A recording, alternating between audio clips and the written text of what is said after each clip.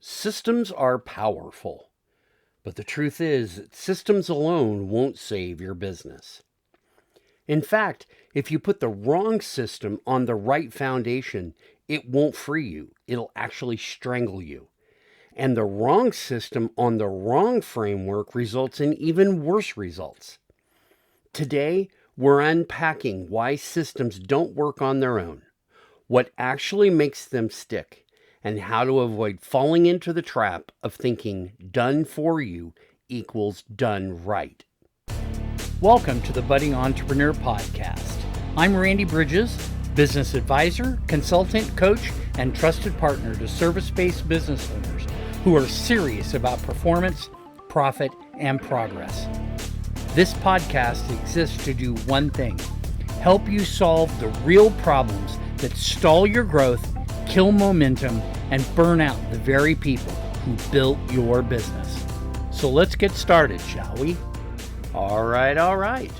We are on episode 216, and today is Wednesday, September 10th, 2025.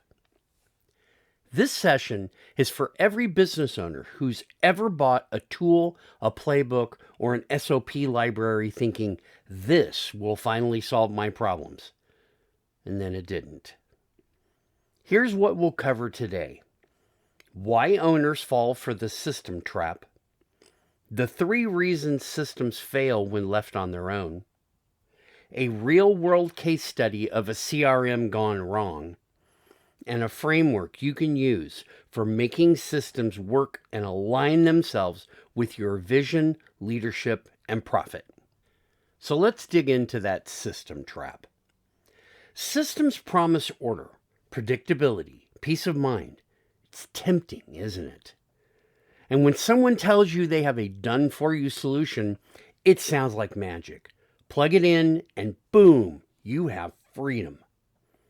But here's the problem. Systems don't replace vision.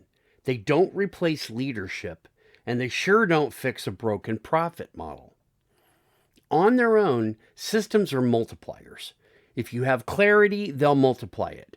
But if you have confusion, well, they'll multiply that too. Let's get honest here. Systems don't usually fail because they're bad.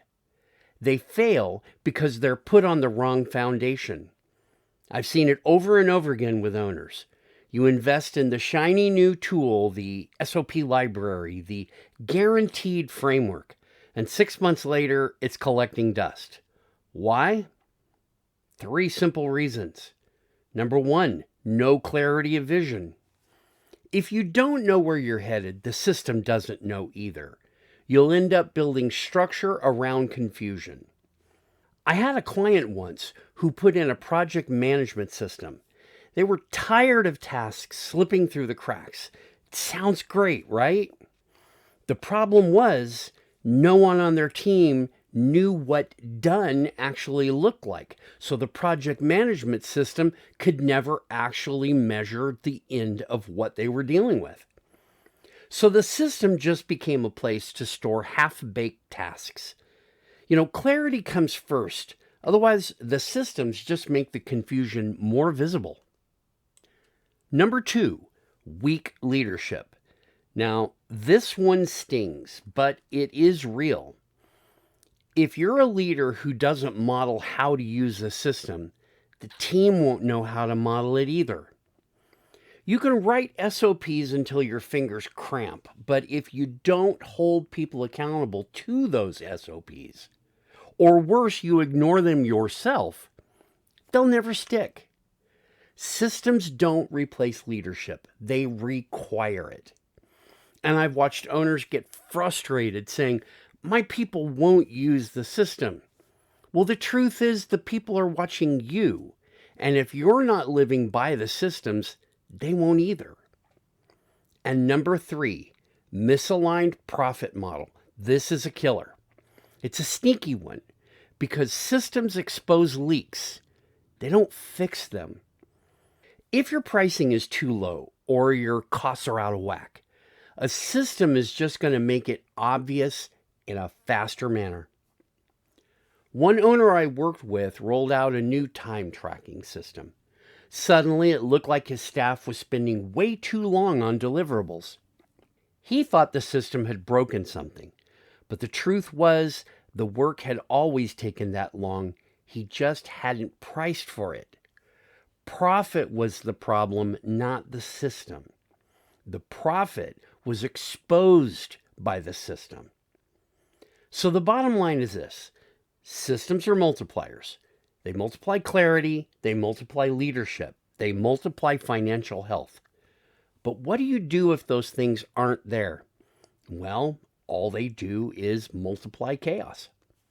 So let's call today's mini case study the CRM trap. I worked with a client who thought their sales problems would vanish if they just bought the right system. So they went all in on a top-of-the-line CRM, completely against my recommendation.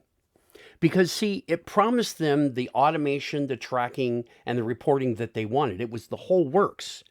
And on paper, it looked like a silver bullet. To my view, it was way too much. And here's what happened. The team hated using it because it didn't include what they needed or how they worked. And it was designed for a company twice their size with layers of complexity they didn't need and couldn't actually afford to put in play. And the licensing and support costs were sky high compared to their actual usage. So what was the result? Instead of helping, the CRM slowed everything down. Their deals stalled. The team went back to spreadsheets, which actually was faster than dealing with the CRM. And the owner was left wondering why the perfect system wasn't delivering. What they actually needed wasn't the enterprise system. Some CRMs are a little more than glorified data dumps. Others bundle sales, marketing, and even project management. And for businesses under $10 million, that kind of bundle approach is often exactly what works. For smaller systems, the glorified data dump may work for you. But in this case, the unified system was precisely the right fit. So I worked with them and right-sized the solution, moving them to a simpler CRM that matched their sales process and included the marketing and project management tools the team relied on every day.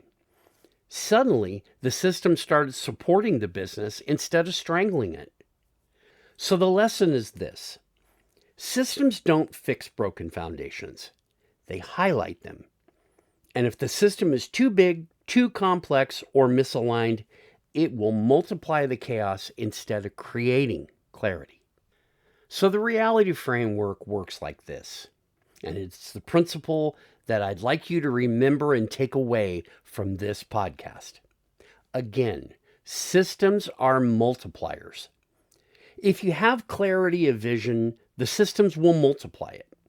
If you built trust in your leadership, the systems will reinforce it. And if your profit model is sound, the systems will scale it. The problem is when those things are weak. The systems will multiply the confusion, distrust, and financial strain.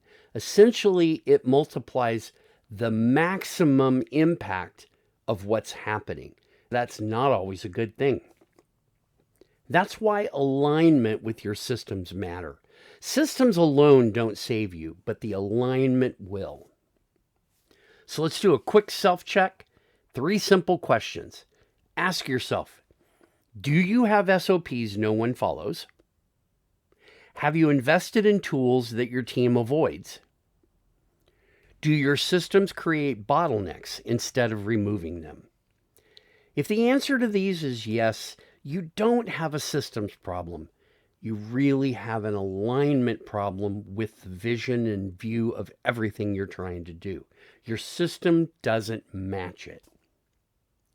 So in closing reflection, systems are powerful, but they won't alone save you. They'll multiply what's already there, good or bad. And the difference between systems that free you and the systems that chain you is the alignment. Alignment with your vision, your leadership, and your profit.